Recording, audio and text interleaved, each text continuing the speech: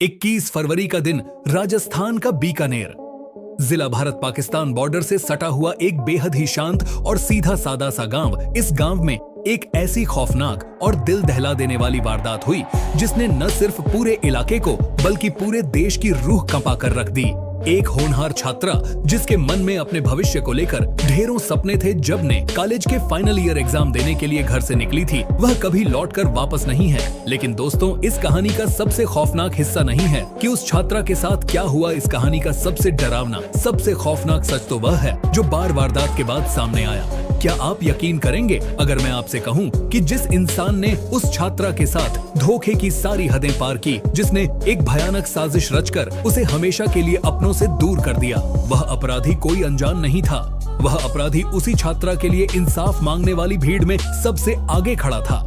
वह अपराधी परिवार के साथ मिलकर रोने का नाटक कर रहा था और पुलिस के सामने सबसे ऊंची आवाज में चिल्ला रहा था कि आरोपियों को सख्त सजा दो। सुनकर आपके रोंगटे खड़े हो गए होंगे। एक ऐसा शख्स जो दिन के उजाले में एक होनहार जिंदगी को हमें ईसा के लिए अंधेरे में धकेल देता है और अगले ही पल एक हमदर्द का नकाब पहनकर समाज के बीच आकर खड़ा हो जाता है।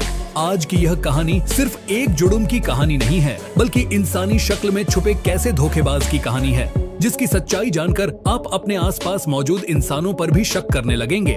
तो आखिर उस 21 फरवरी की दोपहर को क्या हुआ था? उस घने जंगल में कैसे एक लाकेट ने इस शातिर मुजरिम को सलाखों के पीछे पहुंचाया और कैसे पुलिस ने इस अपराधी के चेहरे से शराफत का नकाब नोच कर फेंका? दिल थाम कर बैठेगा, क्योंकि यह वाक्य आपको अंदर तक झकझोर कर रख देगा। राजस्थान का बीकानेर, यहाँ रंजीतपुरा थाना क्षेत्र के अंतर्गत एक गांव आता है। यह गांव बिल्कुल बॉर्डर के पास बसा हुआ है। इसी गांव में एक परिवार रहता था। परिवार बहुत सीधा साधा था, मेहनत मजदूरी करके अपना गुजारा करता था और अपने बच्चों को एक अच्छी जिंदगी देने के सपने देखता था। इसी परिवार में एक 21-22 साल की होनहार से छात्रा थी। वह छात्रा पढ़ने में बहुत होशियार थी। कॉलेज में उस वक्त फाइनल ईयर के बहुत जरूरी एग्जाम होते हैं और वो छात्रा भी साल अपने जिंदगी के सबसे अहम एग्जाम दे रही थी। घर वाले बहुत खुश थे। उन्हें लगता था कि उनकी बेटी पढ़ लिख कर एक दिन उनका नाम रोशन करेगी, इस छोटे से गांव से निकलकर एक बड़ा मुकाम हासिल करेगी। 21 फरवरी की वह मनहूस दोपहर थी। वक्त था करीब 12:15 बजे का। छात्रा का एग्जाम था और वह अपने घर से कॉलेज के लिए निकली। उसका कॉलेज उसके घर से मात्र 1.5 से 2 किलोमीटर की दूरी पर था। गांव के हिसाब से यह दूरी बहुत ज्यादा नहीं होती, इसलिए वह छात्रा हर रोज पैदल ही अपने कॉलेज जाया करती थी। सब कुछ बिल्कुल सामान्य था। उसने अपने घर वालों से विदा ली, अपने एग्जाम बोर्ड और किताबों को पकड़ा और घर से निकल पड़ी। लेकिन उस दिन तकदीर को कुछ और ही मंजूर था। रोज जिस रास्ते से वह छात्रा कॉलेज जाती थी, उस रास्ते पर उस दिन अजीब सा डर का माहौल था और रास्ता बंद पड़ा था। वहाँ बहुत सारे आवारा जानवर भी उग्र होकर भटक रहे थे। वह उन जानवरों से डर गए। उसे लगा कि कहीं ये उसे नुकसान न पहुंचा दे। और यही वो पल था जिसने उस छात्रा की पूरी जिंदगी की दिशा बदल दी, बल्कि यूं कहें कि उसकी जिंदगी की कहानी ही पलट दें। उन जानवरों के डर से उस नौजवान छात्रा ने अपना रास्ता बदल लिया। उसने फैसला किया कि वह नहर के दूसरी तरफ से होकर कॉलेज जाएगी। यह रास्ता थोड़ा सुनसान था। नहर के दोनों तरफ बहुत ही घना जंगल था, बड़े बड़े पेड़, झाड़ियां और सन्नाटा। लेकिन उसे एग्जाम देने पहुंचना ही था। उसके लिए एग्जाम बहुत जरूरी था, इसलिए वह हिम्मत करके उस सुनसान रास्ते पर आगे बढ़ गई। वह अपनी ही धुन में अपने एग्जाम के बारे में सोचती हुई जा रही थी, लेकिन उसे इस बात का बिल्कुल भी अंदाजा नहीं था कि एक बहुत बड़ी साजिश ठीक उसके पीठ पीछे कदम बढ़ा रही है। उसी गांव में रहने वाला एक शख्स जिसका नाम श्याम सुंदर था, वह छात्रा का पीछा कर रहा था। श्याम सुंदर कोई बाहर का इंसान नहीं था। उसका घर छात्रा के घर से सिर्फ 500 मीटर की दूरी पर था। वो उसे बहुत अच्छी तरह से जानता था। उसके दिमाग में लंबे समय से एक खतरनाक साजिश पल रही थी और उस दिन उस सुनसान जंगल वाले रास्ते को देखकर उसके अंदर का अपराधी पूरी तरह से जाग गया। उसने देखा कि वो अकेली है। आसपास दूर दूर तक कोई परिंदा भी नहीं है, सिर्फ जंगल का सन्नाटा है। जैसे वह घने जंगल के बीचों बीच पहुंची, एक गहरी साजिश ने उसे घेर लिया। श्याम सुंदर ने अचानक उसका रास्ता रोक लिया। वो घबरा गई। उसने मदद के लिए पुकारने की कोशिश की, लेकिन उस शातिर अपराधी ने उसे डरा धमका कर खामोश कर दिया। वह उसे खौफ के जाल में फंसाकर जंगल के और अंदर ले गया। वह बहुत डरी हुई थी, अपने आप को वहां से निकालने की पूरी कोशिश कर रही थी, लेकिन उस धोखेबाज की चालाकी के आगे उस बेगुनाह की एक न चली। श्याम सुंदर ने उसे धमकाना शुरू कर दिया। उसने कहा, चुपचाप जो मैं कह रहा हूँ वह करने दे, वरना इसका अंजाम बहुत बुरा होगा। सोच कर देखिए दोस्तों, उस नौजवान छात्रा के दिल पर उस वक्त क्या गुजर रही होगी जिस उम्र में लोग अपने सुनहरे भविष्य के सपने बुनते हैं। उस उम्र में वह साक्षात खौफ और धोखे का सामना कर रही थी। उसने फिर भी हिम्मत नहीं हारी। उसने भागने की कोशिश के शोर मचाने की कोशिश की, लेकिन उस जंगल में उसकी आवाजें उन पेड़ों और झाड़ियों के बीच ही दब कर रह गए। बाहर किसी को कुछ सुनाई नहीं दिया। उस अपराधी ने उसे ऐसी खौफनाक स्थिति में डाल दिया जिसे सोचकर ही किसी भी इंसान का दिल कांप जाए। उसने इंसानियत और भरोसे की सारी हदें पार कर दी। उस घने सन्नाटे में वह खौफ और घबराहट के मारे सुन्न पड़ गई थी। अपराधी श्याम सुंदर को लगा कि उसकी आवाज बाहर तक जा सकती है। वह इतना शातिर था कि उसने उस आवाज को हमेशा के लिए खामोश करने का खौफनाक तरीका अपनाया। जी हाँ दोस्तों, उसने ऐसा खौफनाक कदम उठाया ताकि उसकी कोई भी बात बाहर ना आ सके। उसने खुद को बचाने की बहुत कोशिश की, लेकिन उस अपराधी ने उसे संभलने का कोई मौका नहीं दिया। इस पूरी खौफनाक वारदात के दौरान वह डर के मारे बेसुध हो गए। अब उस अपराधी श्याम सुंदर के मन में एक अलग ही खौफ पैदा हो गया। उसने देखा कि वह बेसुध है। उसने सोचा कि अगर यह वापस अपने घर पहुंच गई तो वो सबको मेरा नाम बता देंगे। मेरा घर तो इसके घर से सिर्फ 500 मीटर दूर है। मेरी पूरी पोल खुल जाएगी, मैं पकड़ा जाऊंगा और मुझे जिंदगी भर के लिए जेल में सदना पड़ेगा। इस खौफ और खुद को बचाने की स्वार्थी सोच ने उसे बहुत बड़ा मुजरिम बना दिया। उसने तय कर लिया कि वह उसे वापस नहीं जाने देगा। उसे खुद को बचाने के लिए एक ऐसा खौफनाक फैसला लिया जिसे सुनकर इंसानियत भी कांप उठे। उसने बिना किसी रहम के उस होनहार जिंदगी का सफर वहीं खत्म कर दिया। एक झटके में हंसती खेलती जिंदगी, एक घर का चिराग उस घने जंगल के अंधेरे में हमेशा के लिए बुझ गया। उस अपराधी ने उस बेसुध छात्रा को वहीं जंगल की घनी झाड़ियों के बीच छुपा दिया और वहां से ऐसे चुपचाप निकल गया जैसे कुछ हुआ ही न हो। वो सीधे अपने घर पहुंचा, हाथ मुंह धोए और बिल्कुल एक आम इंसान की तरह अपनी रोजमर्रा की जिंदगी में लग गया। इधर दूसरी तरफ वक्त बीतता जा रहा था। दोपहर ढल रही थी। कॉलेज में एग्जाम चल रहा था और खत्म होने वाला था। प्रोफेसर्स ने नोटिस किया कि वह छात्रा जो पढ़ाई में इतने होशियार है, वो आज फाइनल एग्जाम देने नहीं आई। उन्हें चिंता हुई। उन्होंने तुरंत रिकॉर्ड से परिवार का नंबर निकाला और उन्हें फोन किया। हेलो, आज आपकी बच्ची कॉलेज क्यों नहीं आई उसका? तो आज इतना जरूरी एग्जाम था फोन पर। ये शब्द सुनते ही माता पिता के पैरों तले से जमीन खिसक गई। उनके रोंगटे खड़े हो गए। उन्होंने घबराते हुए जवाब दिया, क्या कह रहे हैं आप? हमारी बेटी तो काफी समय पहले घर से एग्जाम देने के लिए निकल चुकी है, वह कॉलेज कैसे नहीं पहुंची? अब परिवार के भीतर खौफ का माहौल पैदा हो गया जिसे शब्दों में बयान नहीं किया जा सकता। घर वाले बदहवास होकर सड़कों पर निकल पड़े।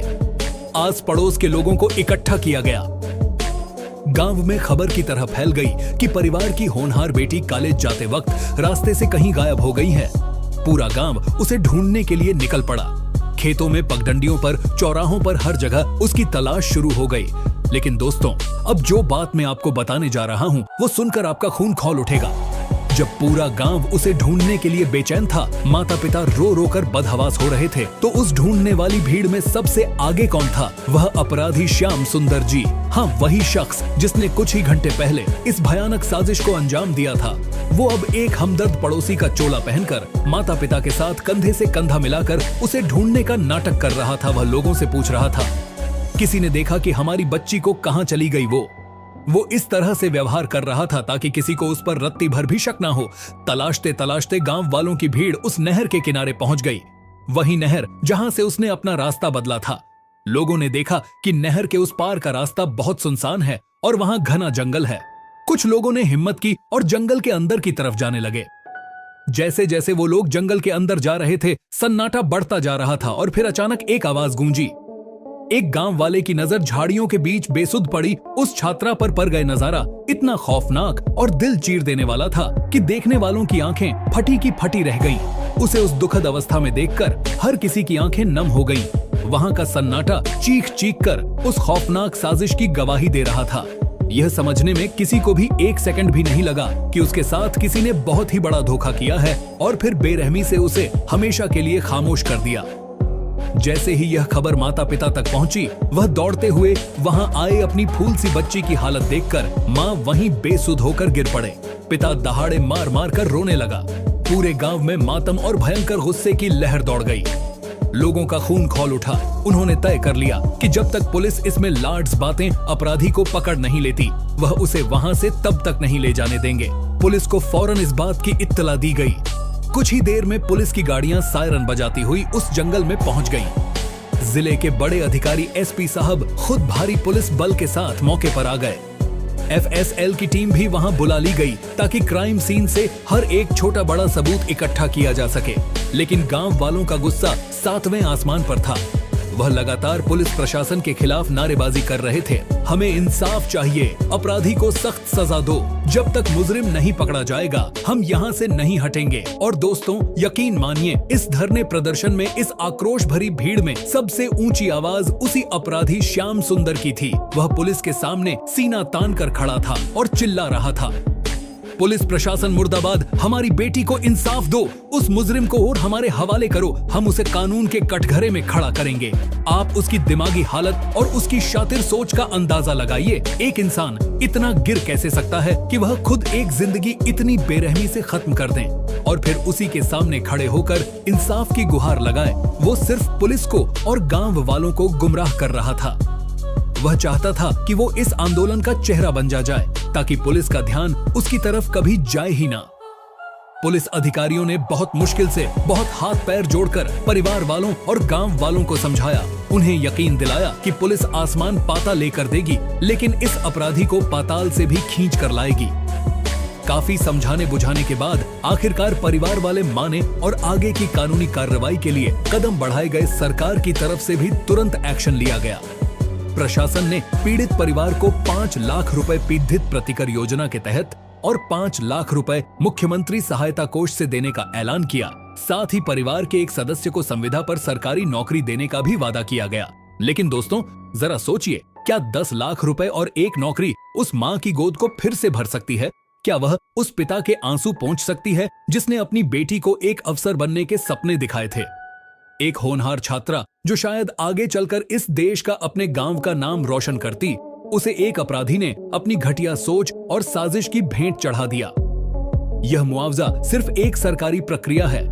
उस परिवार की असली मांग तो सिर्फ और सिर्फ इंसाफ थी।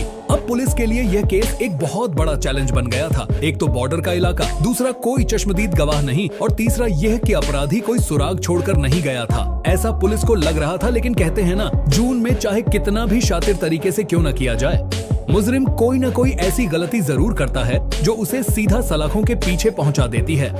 इधर पुलिस की तफ्तीश शुरू हुई और उधर श्याम सुंदर का ड्रामा बढ़ता ही जा रहा था।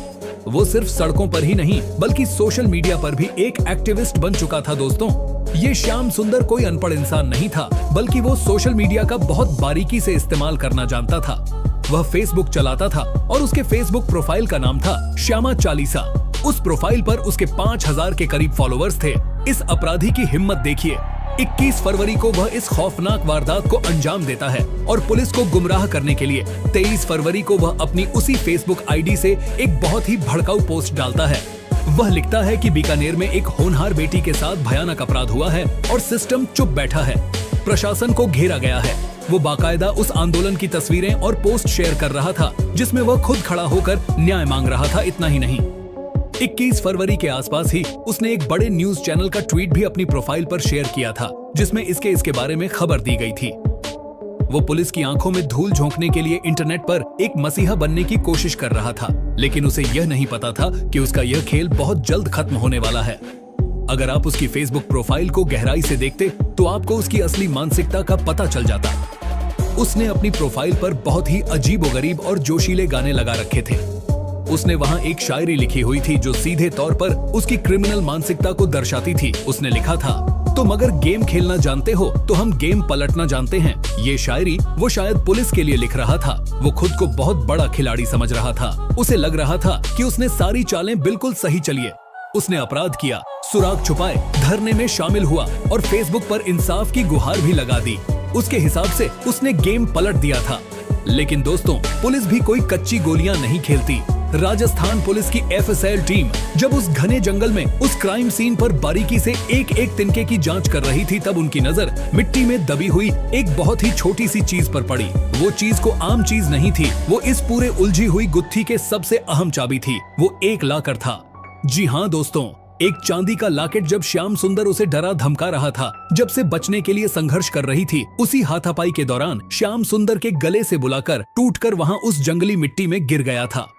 उस वक्त उस अपराधी का पूरा ध्यान सिर्फ उसे खामोश करने में था, इसलिए उसे पता ही नहीं चला कि उसका लॉकेट वहां गिर गया है। लेकिन घर पहुंचने के बाद जब उसने खुद को आईने में देखा तो उसके होश उड़ गए। उसने देखा कि उसके गले से उसका वह खास लॉकेट गायब है। उसे तुरंत याद आ गया कि वह लॉकेट पक्का उसी जंगल में कहीं गिराया है। अब श्याम सुंदर बुरी तरह घबरा गया। उसे लगा कि अगर पुलिस को वह लॉकेट मिल गया और किसी ने उसे पहचान लिया तो उसकी सजा पक्की है। अब यहाँ इस शातिर अपराधी ने अपने गेम पलटने वाले दिमाग का इस्तेमाल किया। 21 फरवरी को वारदात हुई। 22 फरवरी की सुबह सुबह वह चुपचाप बाजार गया। वो एक सुनार की दुकान पर पहुंचा और उसने बिल्कुल वैसा ही हुबहू दिखने वाला एक दूसरा लॉकेट खरीद लिया। नया लॉकेट खरीदकर उसने तुरंत उसे अपने गले में पहन लिया।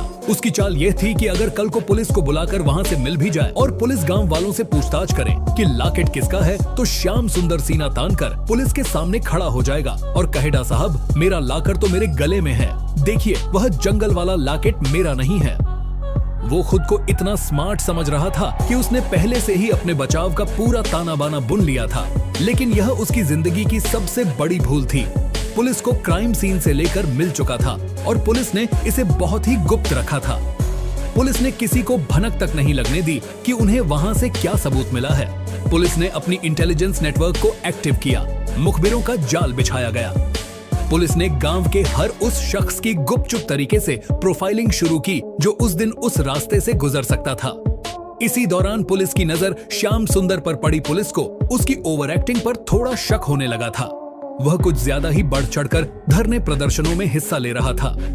क्रिमिनल साइकोलॉजी कहती है कि कई बार अपराधी सिर्फ यह जानने के लिए जांच के आसपास मंडराता रहता है कि पुलिस को क्या क्या पता चल चुका है। श्याम सुंदर भी यही कर रहा था। पुलिस ने सादी वर्दी में अपने जवानों को गांव में फैला दिया। जब पुलिस ने दबी जुबान में लोगों से पूछताछ की तो एक शख्स ने पुलिस को बताया कि जो लाकर जंगल में मिला है बिल्कुल वैसा ही लॉकेट श्याम सुंदर भी पहनता है। पुलिस का माथा ठनका। पुलिस तुरंत श्याम सुंदर के पास पहुंची। क्यों श्याम सुंदर, यह लाकर तुम्हारा है क्या, जो जंगल में मिला है? पुलिस अधिकारी ने उसकी आंखों में आंखें डालकर पूछा। श्याम सुंदर ने तुरंत अपने गले से वह नया खरीदा हुआ लॉकेट बाहर निकाला और बड़ी ही सफाई से मुस्कुराते हुए बोला, अरे नहीं साहब, मेरा लॉकर तो ये रहा मेरे गले में, वह जंगल वाला मेरा कैसे हो सकता है। एक पल के लिए लगा कि शायद श्याम सुंदर ने पुलिस को चकमा दे दिया है, लेकिन पुलिस अफसर की पारखी नजरों ने उसने लॉकेट की चमक देख ली थी। जो लॉकेट महीनों या सालों से पहना जाता है, उसकी चमक और एक बिल्कुल नए लॉकेट की चमक में जमीन आसमान का फर्क होता है। इसके अलावा पुलिस ने जब सुनार की दुकान का पता लगाया जहां से श्याम सुंदर अक्सर खरीदारी करता था, तो वह सुनार भी सच बोल पड़ा। सुनार ने पुलिस को साफ साफ बता दिया कि हाँ साहब, कल सुबह ही श्याम सुंदर मेरी दुकान पर आया था। वह बहुत घबराया हुआ था और उसने मुझसे बिल्कुल वैसा ही एक नया लॉकेट खरीदा है जैसा वह पहले पहनता था। बस यहीं पर श्याम सुंदर का वह सारा गेम जो वह पलटने का दावा करता था, औंधे मुंह गिर पड़ा। सबूत पक्का हो चुका था। पुलिस ने बिना एक पल की देरी किए श्याम सुंदर को गिरफ्तार किया और उसे सीधा थाने ले आई। थाने के अंदर पुलिस का जो रूप होता है, उसे देखकर बड़े बड़े शातिर अपराधियों की हिम्मत टूट जाती है। पुलिस ने जब कानून के दायरे में रहकर सख्ती से पूछताछ की तो कुछ ही घंटों में वह टूट गया। वह फूट फूट कर रोने लगा और उसने पुलिस के सामने अपना वह घिनौना जुर्म कबूल कर लिया। उसने पुलिस को तफसील से बताया कि कैसे उसने उस दिन उस छात्रा का पीछा किया था, कैसे उन जानवरों के डर से जब उसने रास्ता बदला तो उसने मौके का फायदा उठाया, कैसे उसने उसे डराया, धमकाया और फिर जब वह बेसुध हो गई तो पकड़े जाने के डर से अपने ही घर से 500 मीटर की दूरी पर उसे हमेशा के लिए खामोश कर दिया। जब यह सच उस गांव वालों के सामने आया, जब परिवार को पता चला कि जिस आदमी के साथ वह कंधे से कंधा मिलाकर अपनी बेटी को ढूंढ रहे थे, जो आदमी पुलिस के सामने न्याय की मांग कर रहा था, उसी आदमी ने इस खौफनाक साजिश को अंजाम दिया है, तो पूरे गांव में एक सन्नाटा सा छा गया। लोगों को अपनी ही आंखों पर, अपने ही कानों पर यकीन नहीं हो रहा था। सोशल मीडिया पर जब लोगों को यह हक पता चली तो श्याम सुंदर की उसी श्यामा चालीसा वाली प्रोफाइल पर लोगों का गुस्सा फूट पड़ा। जिन पोस्ट पर वह इंसाफ की गुहार लगा रहा था, उन्हें पोस्ट के कमेंट सेक्शन में लोग उसे खरी खोटी सुनाने लगे। लोग लिखने लगे कि तूने इंसानियत के नाम पर कलंक पोत दिया है, कानून तुझे इसकी सख्त सजा देगा। पुलिस ने श्याम सुंदर पर गंभीर अपराध और सबूत मिटाने जैसी तमाम सख्त धाराओं के तहत केस दर्ज किया है और उसे जेल की सलाखों के पीछे धकेल दिया है। पुलिस अब इस मामले की चार्जशीट जल्द से जल्द कोर्ट में पेश करने की तैयारी कर रही है ताकि इस अपराधी को फास्ट ट्रैक कोर्ट के जरिए जल्द से जल्द सख्त से सख्त सजा तक पहुंचाया जा सके। दोस्तों, इस कहानी को सुनाने का मेरा मकसद किसी की भावनाओं को ठेस पहुंचाना या आपको डराना बिल्कुल भी नहीं है, बल्कि मेरा मकसद आपको समाज की उस हकीकत से रूबरू कराना है जिसे हम अक्सर नजरअंदाज कर देते हैं। एक होनहार छात्रा जो अपने सपनों की उड़ान भरने वाली थी, उसे एक ऐसे धोखेबाज ने अपना शिकार बना लिया जो उसके आसपास ही इंसानी शक्ल में घूम रहा था। यह घटना हमें सिखाती है कि हमें अपने आसपास के लोगों पर आंख बंद करके भरोसा नहीं करना चाहिए। हमें अपनी सुरक्षा के प्रति हमेशा सतर्क रहना है। सुनसान रास्तों से बचने की हिदायत और अपनों के साथ लगातार खुलकर बात करना आज के वक्त की सबसे बड़ी जरूरत बन गया है। हम उम्मीद करते हैं कि भारत की न्यायपालिका इसके में कोई ढिलाई नहीं बरती गई और श्याम सुंदर के अपराधी को ऐसी सजा मिलेगी जो आने वाले 100 सालों तक ऐसे किसी भी इंसान के लिए एक सबक बन जाएगी। उस मासूम जिंदगी को सच्ची श्रद्धांजलि तभी मिलेगी जब यह समाज सबके लिए पूरी तरह से सुरक्षित बनेगा। अगर आपको ये कहानी और हमारा यह प्रयास पसंद आया हो तो इस वीडियो को लाइक जरूर करें ताकि यह संदेश ज्यादा से ज्यादा लोगों तक पहुंच सके। अपने परिवार वालों के साथ इसे शेयर करें और उन्हें भी जागरूक बनाएं।